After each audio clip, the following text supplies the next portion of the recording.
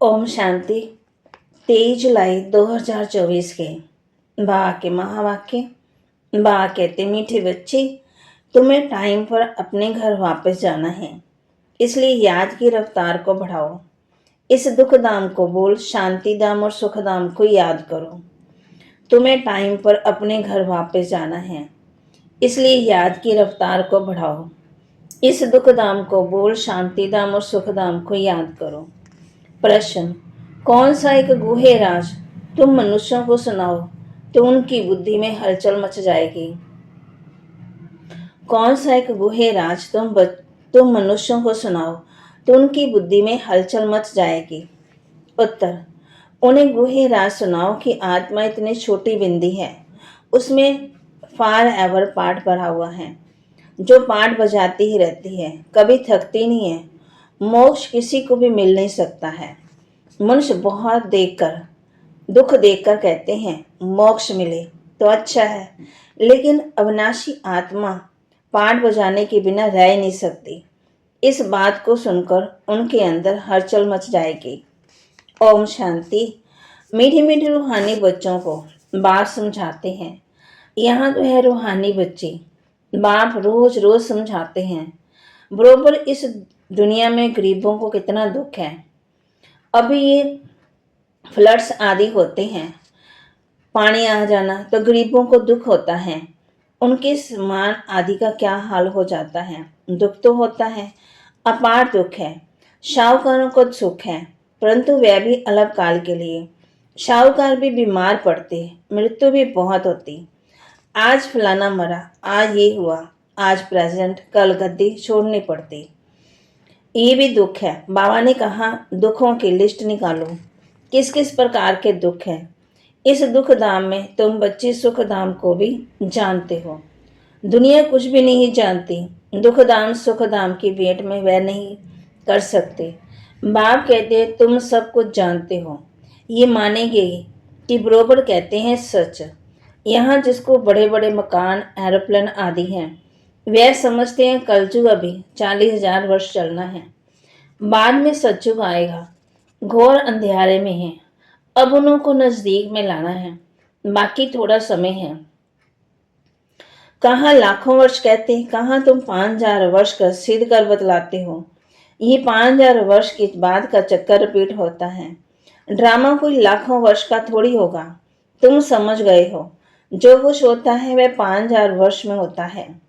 Drama तो यहाँ दुख धाम में बीमारियां आदि सब होती हैं। तुम तो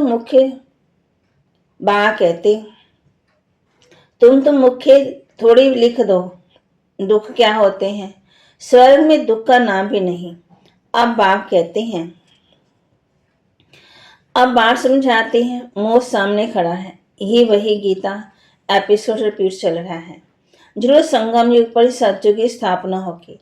बाप कहते हैं कि मैं राजाओं का राजा बनाता हूँ, तो जरूर सतयुग का बनाएगा ना। बाबा अच्छी रीति समझाते हैं। अब तुम जाते हैं सुखधाम। बाप को ले जाना पड़े। जो निरंतर याद करते हैं वही ऊंच पदवी पाएंगे। उसके लिए बाबा युक्तियां बदलाते रहते हैं। याद की रफ्तार बढ़ाओ। कुंभ के मेले पर भी टाइम पर जाना होता है। तुमको भी टाइम पर जाना है। ऐसे नहीं कि जल्दी जल्दी जाकर पहुंचेंगे, नहीं। ये जल्दी जल्दी करना अपने हाथ में नहीं है। ये तो है ही ड्रामा की नोद। महिमा सारी ड्रामा की है। यहाँ कितने जीव जंतु आदि दुख देने वाले हैं। सत्युग में ये होते नहीं। अंदर ख्याल करना चाहिए, वहाँ ये होगा। सत्युग को याद आता है ना। सत्युग की स्थापना बाप करते हैं। पिछाड़ी में सारा बाबा कहते बुद्धि में ज्ञान आ जाता है। जैसे बीज छोटा और झाड़ कितना बड़ा है, वह तो है जड़ चीजें, ये है चेतन। इनका किसी को पता ही नहीं है। कल्प की आयु लंबी चौड़ी लिख दी है। भारत ही बहुत सुख पाता है और दुख भी भारत में ही आता है। बीमारियां आदि भी भारत में अधिक है। फिर वहां कहते मच्छर आदि इतने, फिर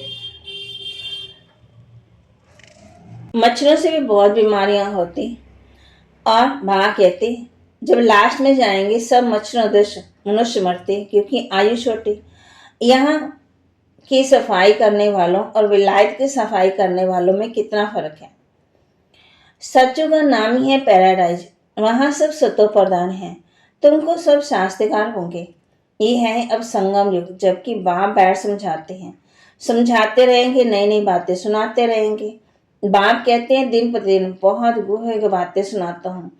आगे थोड़ी पता था बाबा इतनी बिंदी है, उसमें सारा पाठ भरा हुआ है। फॉर एवर तुम जानती हो, तुम पाठ बजाते आए, तुम किसी को बताओ तो बुद्धि में कितनी हलचल हो जाएगी कि ये क्या कहते हैं। इतनी छोटी बिंदी में सारा पाठ भरा हुआ है, जो बजाते ही रहते हैं, कब थकते नहीं है, किसी को भी पता नहीं है। अभी तुम बच्चों को समझ पड़ती जाती कि आधा कलम है सुख, आधा कलम है दुख। बहुत दुख देकर भी मनुष्य कहते हैं इससे तो मोक्ष पाले। जब तुम सुख में शांति में होंगे वहां थोड़ी ऐसे कहेंगे। ये सारी नॉलेज अभी तुम्हारी बुद्धि में है। जैसे बाप बीज होने के कारण उनके पास सारे झाड़ की नॉलेज है, झाड़ का मॉडल रूप दिखाया है, बड़ा थोड़ी दिखा सकते हैं। बुद्धि में सारी नॉलेज आ जाती है। तुम बच्चों को कितनी विशाल बुद्धि होनी चाहिए, कितना समझाना पड़ता है। फलाने फलाने इतने समय के बाद फिर आते पाठ बजाने। ये सारा ड्रामा तो कभी कोई देख ना सके, इम्पॉसिबल। दिव्य दृष्टि से अच्छी चीज देखी जाती है। गणेश, हनुमान, ये सब है भक्ति मार्ग के, परंतु मनुष्यों की भावना बैठी हुई है तो छोड़ नहीं सकते। अब तुम बच्चों को पुरुषार्थ करना है। कला पहले मिसल पदवी पाने के लिए पढ़ना है। तुम जानती हो जन्म तो हर एक को लेना ही है। सीढ़ी कैसे उतरे ये तो बच्चे जान गए हैं, जो खुद जानते हुए औरों को भी समझाने लग पड़ेंगे। कला पहले भी यही किया होगा।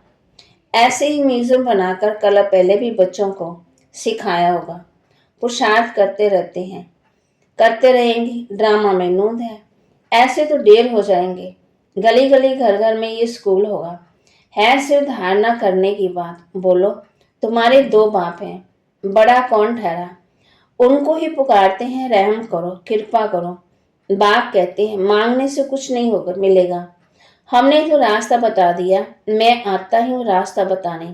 सारा झाड़ तुम्हारी बुद्धि में है। बाप कितनी मेहनत करते रहते हैं। बाकी बहुत थोड़ा टाइम बचा है। मुझे सर्विसेबल बच्चे चाहिए। घर घर में गीता पाठशाला चाहिए। चित्र है ये बीज, ये बस बैच। बाप कहते हैं लास्ट में ये बैच ही तुमको काम में आएगा। इशारे की बात है, मालूम पड़ जाता है बेहद का बाप जरूर स्वर्ग ही रचेंगे। तो बाप को याद करेंगे तब स्वर्ग में जाएंगे ना। ये तो समझते हम पतित हैं, याद से पावन बनेंगे, और कोई उपाय नहीं। स्वर्ग है पावन दुनिया। स्वर्ग का मालिक बनना है तो पावन जरूर बनना पड़े। स्वर्ग में जाने के लिए नरक में गोते कैसे खाएंगे। इसलिए कहा जाता है मन मना भाव। बेहद के बाप को याद करो तो अंत मति सो गति होगी। स्वर्ग में जाने वाले विकार में थोड़ी जाएंगे। भक्त लोग इतना विकार में नहीं जाते। सन्यासी भी ऐसे नहीं कहेंगे पवित्र बनो, क्योंकि खुद ही शादी। बाबा कहते माया भी इसमें बिगड़ डालती। माया बहुत तरीके से आती, माया बहुत कोशिश करती, तो भी पवित्र बनने का पुरुषार्थ इस समय ही होता है। फिर है प्रारब्ध। वहां तो रावण राज्य ही नहीं, क्रिमिनल ख्यालात नहीं होते। क्रिमिनल रावण बनाता है, सिवल बाबा बनाते हैं। शिव बाबा वह भी याद करना है। घर घर में क्लास होगा तो सब समझाने वाले बन पड़ेंगे। घर घर में गीता पाठशाला बनाए, घर वालों को सुधारना है। ऐसी वृद्धि होती रहेगी। साधारण और गरीब वह जैसे हम जिन्स ठहरे। बड़े बड़े आदमियों को छोटे छोटे आदमियों के सत्संग में आने में भी लज्जा आएगी, क्योंकि सुना है ना यादव कर देते, बहन भाई बनाती हैं। अरे ये तो अच्छा है, गृहस्थियों में कितने झंझट होते, फिर कितना दुखी होते। ये है ही दुख की दुनिया, अपार दुख है, फिर वहाँ सुख भी अपार होगा। तुम कोशिश करो लिस्ट बनाने की, 20-30 मुख्य मुख्य दुख की बातें निकालो। बेहद के बाप से वर्षा पाने के लिए कितना पुरुषार्थ करना चाहिए। बाप इस रथ द्वारा हमको समझाते हैं। ये दादा भी स्टूडेंट है, देदारी सब स्टूडेंट है। टीचर पढ़ाने वाला विदेही है, तुमको भी विदेही बनाते हैं। इसलिए बाप कहते शरीर का भान छोड़ते जाओ।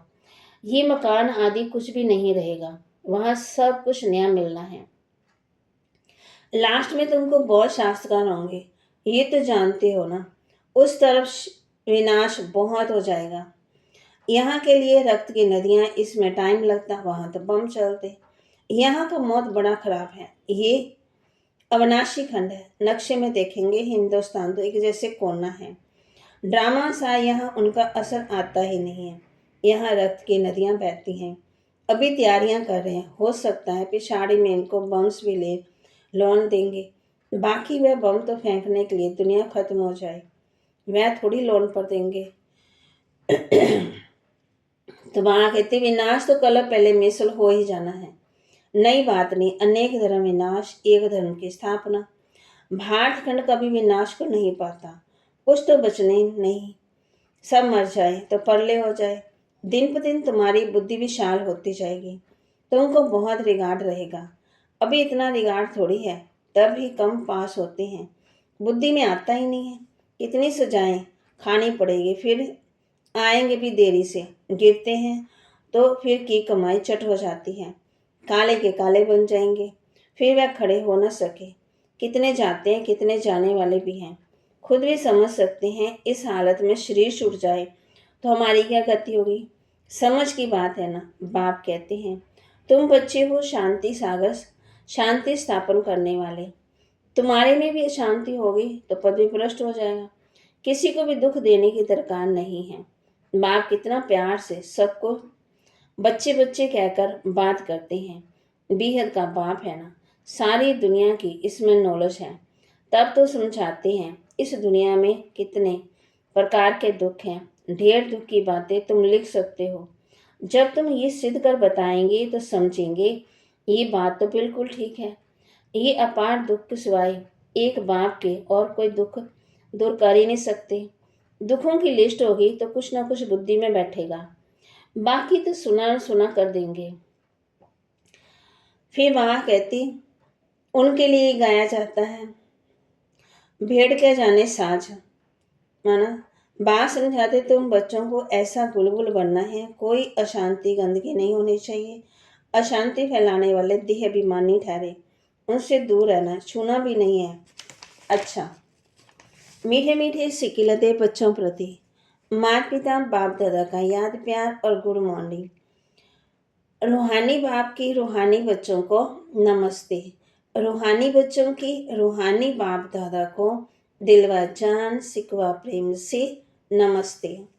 धारणा के लिए मुख्य सार, जैसे पढ़ाने वाला टीचर विदेही है, उसे दे का भान नहीं। ऐसे विदेही बनना है। शरीर का भान छोड़ते जाना है। क्रिमिनल आई को बदल सिविल आई बनानी है। जैसे पढ़ाने वाला टीचर विदेही है, उसे देह का भान नहीं, उसे ऐसे ही विदेही बनना है। शरीर का भान छोड़ते जाना है। बुरी दृष्टि को बदल अच्छी दृष्टि बनानी है। अपनी बुद्धि को विशाल बनाना है। सजाओं से छूटने के लिए बाप का व पढ़ाई का रिगार्ड रखना है। कभी भी दुख नहीं देना है, अशांति नहीं फैलानी है। अपनी बुद्धि को विशाल बनाना है। सजाओं से छूटने के लिए एक बाप का पढ़ाई का रिगार्ड रखना है। कभी भी दुख नहीं देना है, अशांति नहीं फैलानी है। वरदान, ब्राह्मण जीवन की नेचुरल नेचर द्वारा पत्थर को भी पानी बनाने वाले मास्टर प्रेम के सागर भव। ब्राह्मण जीवन की नेचुरल नेचर द्वारा पत्थर को भी पानी बनाने वाले मास्टर प्रेम के सागर भव।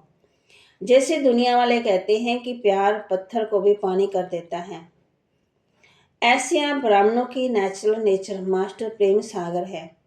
आपके पास आत्मिक प्यार, परमात्म प्यार की ऐसी शक्ति है जिससे बिन बिन नेचर को परिवर्तन कर सकते हो। जैसे प्यार के सागर ने अपने प्यार स्वरूप की अनादि नेचर से आप बच्चों को अपना बना लिया, ऐसे आप भी मास्टर प्यार के सागर बन विश्व की आत्माओं को सच्चा निस्वार्थ आत्मिक प्यार दो, तो उनकी नेचर परिवर्तन हो जाएगी। कैसे भागते, अगर नेचर किसी की परिवर्तन करनी है तो बा ने तरीका भी बताया है। जैसे प्यार के सागर ने अपने प्यार स्वरूप के अनादि नेचर से आप बच्चों को अपना बना लिया, ऐसे आप भी मास्टर प्यार के सागर बन विश्व की आत्माओं को सच्चा निस्वार्थ आत्मीय प्यार दो, तो उनकी नेचर परिवर्तन हो जाएगी। स्लोगन: अपनी विशेषताओं को स्मृति में रखा, उन्हें सेवा में लगाओ तो उड़ती कला में उड़ते रहेंगे। अपनी विशेषताओं को स्मृति में रख, उन्हें सेवा में लगाओ तो उड़ती कला में उड़ते रहेंगे। बाबा कहते हैं, आज हमने किस बात का अभ्यास करना है?